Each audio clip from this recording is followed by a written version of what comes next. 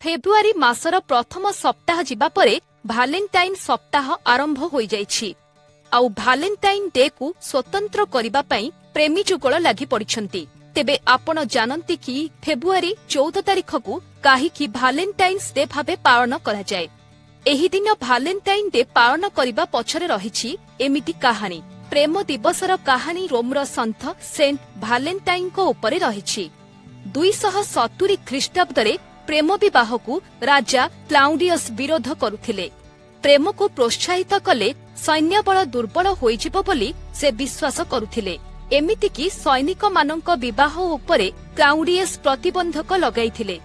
एही समयरे सन्थ Saint भालेंटाइन खोलाखोली भाबे Premiere प्रचार करुथिले, जाहाकु नै भालेंटाइन ओ क्लाउडियसंक मध्यरे तिक्तता देखा देइथिला। एपरिकी राजांक विरुद्धरे जाई सेंट भालेंटाइन विवाह करिथिले। एही कारणरू फेब्रुआरी 14 तारिखरे सेंट भालेंटाइन को फांसी दिया जाइथिला।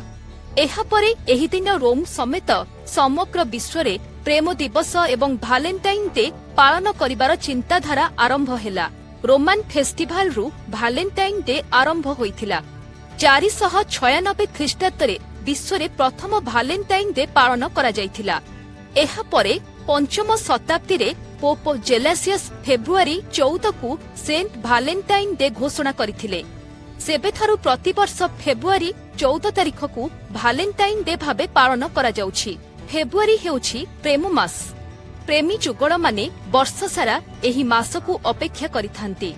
जदि आपण हृदयर भावना को काहा आगरे प्रकाश करिबाकू चाहंती तेबे एही मासटी उपयुक्त होइथाय। आउ फेब्रुआरी 14 तारिखरे संपर्क गोटिए पाद आगकू बढ़ी जाइथाय।